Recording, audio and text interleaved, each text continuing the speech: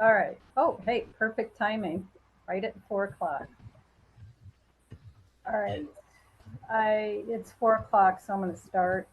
I want to call to order this special meeting of the Cave Creek Unified School District. Today is Monday, August 3rd, and it's 4 o'clock. Item 1.2, roll call. All members of the board are connected virtually. Dr. Regan is connected, as is Mr. Wheeler. Item 1.3, formal adoption of the agenda. Is there a motion? So moved. Is there a second? Second. Anybody want to change anything? All in favor, say aye. Aye. Aye. Okay. Where'd everybody go? We're right here. Oh, I've got a black screen now, but you can hear me? Yes, we can. Yep. And we Okay. can see you. And we can see you. Yeah. Oh, well, I can't see you guys. Item 2.1, discussion and possible action regarding Desert Marigold Academy lease agreement. Administration is seeking approval of a lease agreement between Cave Creek Unified School District and the Desert Marigold Academy. This agreement has been reviewed by our lawyer. And administration recommends the governing board approve the lease agreement as presented. Is there a motion? So moved. Is there a second? Second. Is there any discussion? I just wanted to see how much we actually knew about Desert Marigold Academy. I mean, the micro schools can be considered to be very dangerous. So I just wanted, I've looked into saw a little bit, doesn't look like there's a lot, but any input that we can get would be great. Talk a little bit about the program. Sure. Yeah, we met with, and just a little background, the two ladies that are running this program. They're consolidating many homeschool programs that are in the area into this micro school. And the two ladies, Crystal White and Jennifer Dubois, they were former teachers in our school district, just for the sake of transparency. And they currently have about 10 students. We expect that to go up to maybe 15 or 16. At least that's their anticipation. Of course, we do have some limits built into the contract about changing the rates if they go beyond 30. But at this point, it's a program that is really tailored to a small group environment. They are not a traditional school. They are, I would say, they're more along the lines of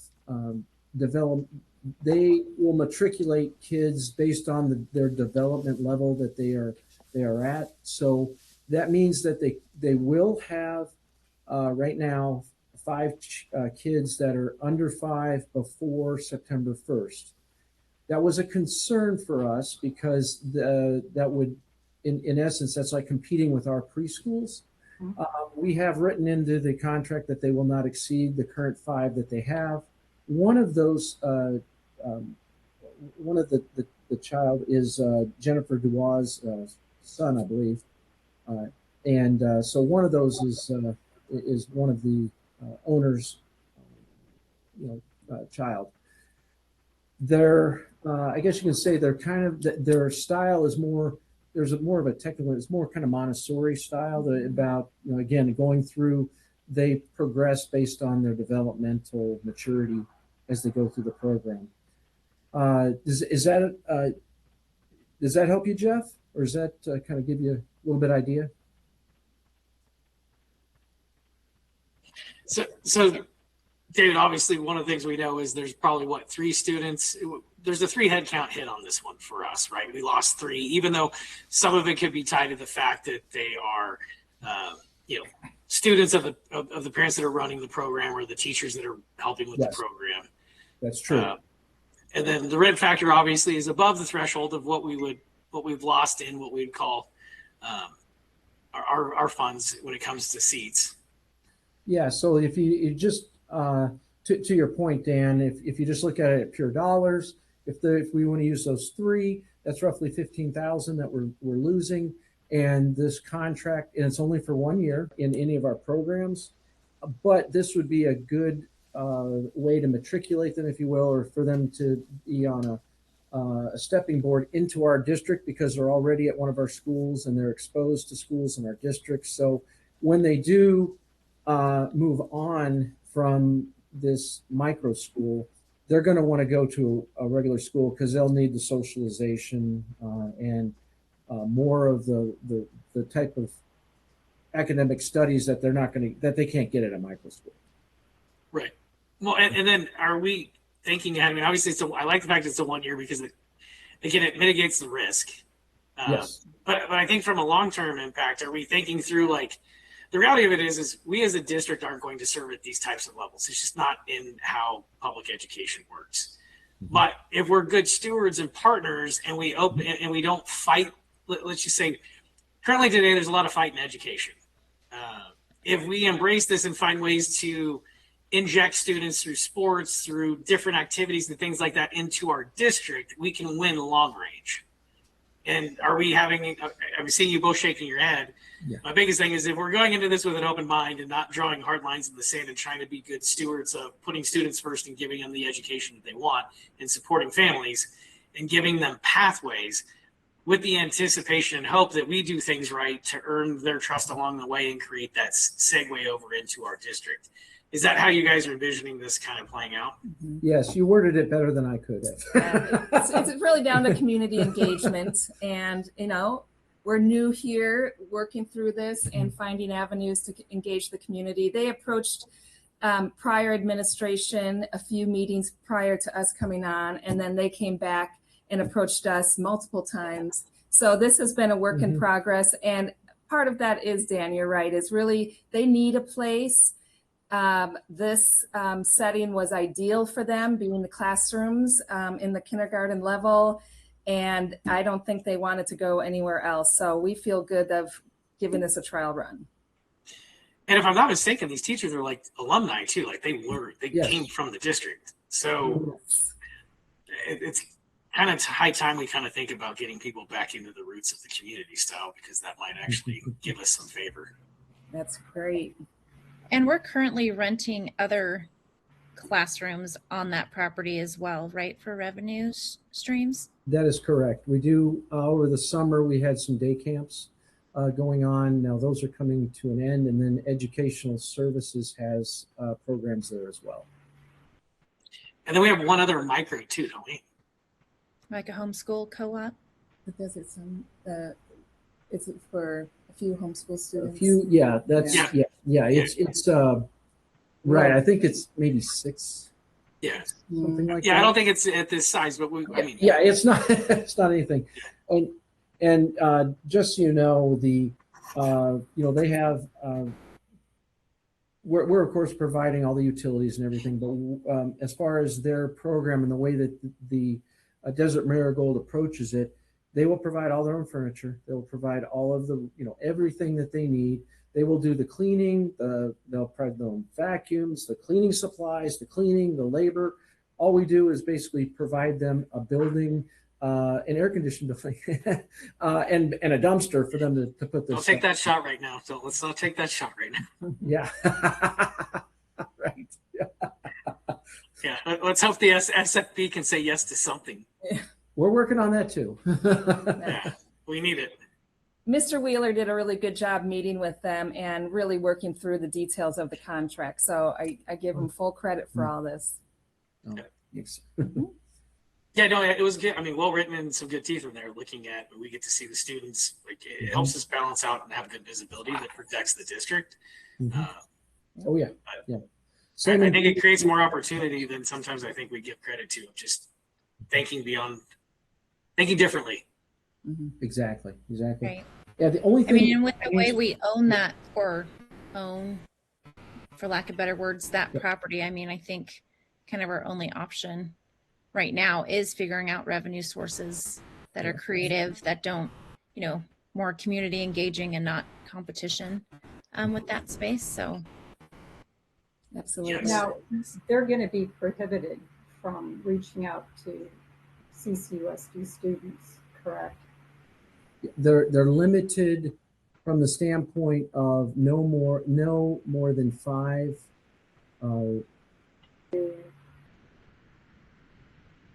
Be marketing and possibly pulling in our kids. What's the maximum grade that they're going to go up to? Right now, it's through the 4th grade. I put 5th. Oh, 5th. Oh, okay. Yeah, I believe it's the 5th grade. Yeah. I think they're marketing on social media higher grades, but in here, what they have proposed was to grade 5. Yeah. And they go by ages more than grades. Mhm. And this being a 1-year contract, if we sense, because we do have control over their rosters, their student rosters, if we sense that there's some heavy recruitment and students disenrolling in Cave Creek and going into a homeschool setting like this, specifically this program, then we can give the 60-day notice 60-day notice. that we are not renewing the contract. It's not, it wouldn't terminate after 60 days. It would just be, we're not going to renew it. No, we could terminate it in 60 Really? days. Yeah, we could. Give them a Okay. 60-day notice. We could terminate. Mm-hmm. And that $1,500 a classroom, that's covering the utilities. Yes. I would feel a little more comfortable if it was a little higher, because utilities are not getting cheaper. No, and to be frank, the prior administration had quoted them a price approximately $800 per classroom, and then in working with Dan and some others, we went in much higher, and then it became a negotiation. But they were shocked at what we came back with them on. But again, the prior administration, I just went in. I'm not sure where they got their numbers, but they were extremely low. So where we ended up, I think, for the time being is fair for all parties. I understand where you're coming from, Janet. But in many cases, we're going to be paying some of those utilities anyways. Even though that school is not fully operational, we still keep air conditioning up to 85 in there. Now, granted, it'll be, for it'll be down in the 70s, of course. But we don't. The savings from shutting a school down is not as great as we think it is. So, oh, I know. Yeah. I know. We'll just stay off that landmine. Yeah. Can't go backwards. We can't go backwards, everybody. We can't go backwards. We gotta go forwards. Yes. Jeff, do you have any other questions? Brianna, do you have any questions? Nope. Good. Dan, anything else? No, I mean, this is the hand we've been dealt, and we've just got to do some things. And I mean, the security of a 1 year is doubtable in the sense of, like, we don't know what we don't know, and maybe this does something that helps us. If nothing else, it gives us time to make some important decisions, and certainly gives the new admin time to figure out how they want to look at class sizing and stuff like that, which is kind of the lead into some of these things that are coming up. So this is just all timing and pacing, which is unfortunate to everybody. The kids that are under 5, they're all going to be classified as kindergarten kids. They don't do it by grade, Janet. They do it by age because of their model, their instructional model. So we will know because we'll have their directory information of their address, and hopefully just through looking at who they are and the families that we know and where they live, some of that information. But like I said, most of these students do not live in the Cave Creek School District.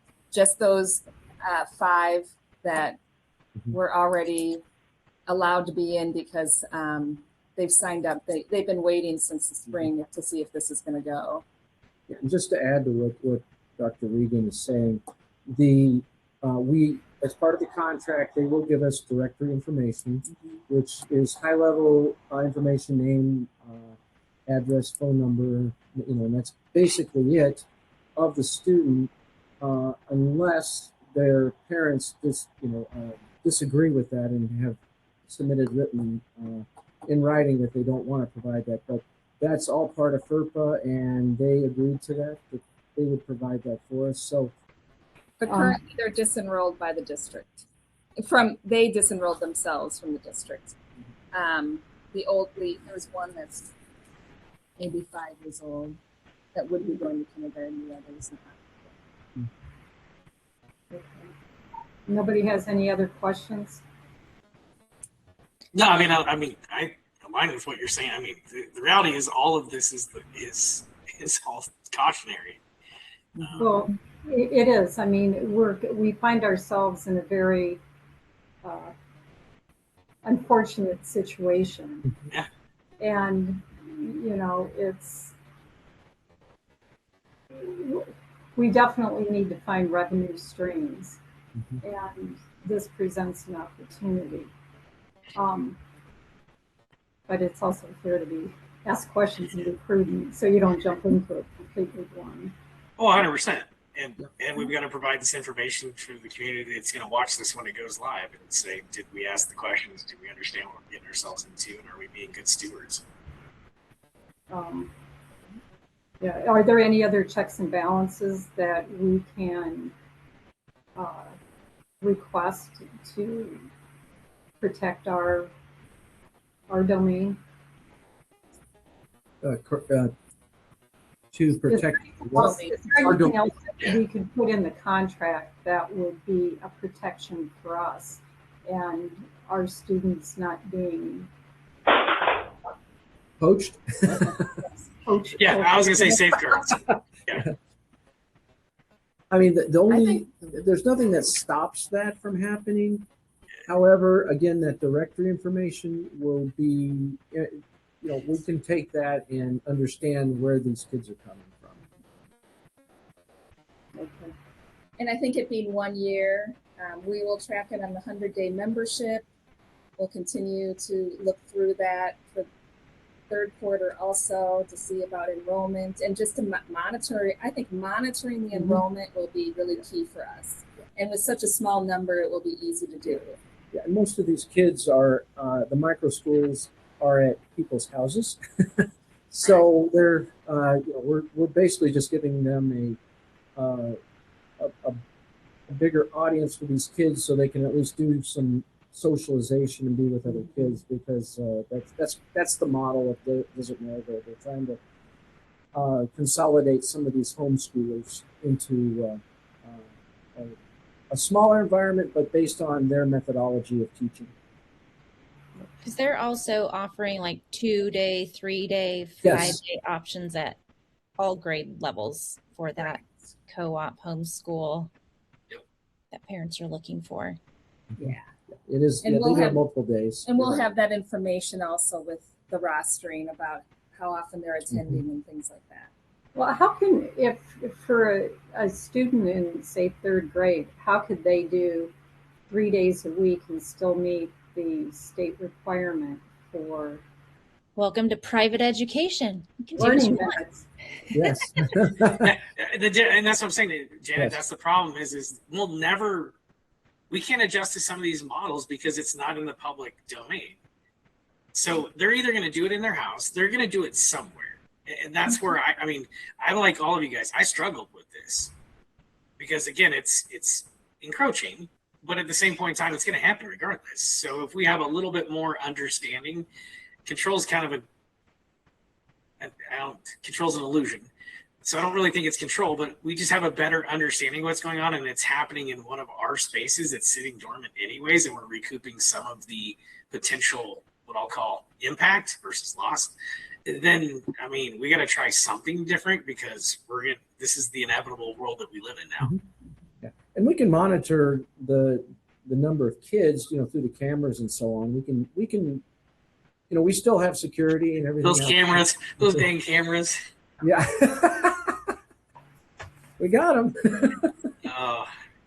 They always make me chuckle. I know. All right. Any other questions? Okay, No. then let's do roll call vote. Brianna, Aye. Dan, Aye. Jeff? Aye. Me? Aye. All right, motion passed. Item 3, adjournment. Is there a motion to adjourn? So moved. Is there a second? Second.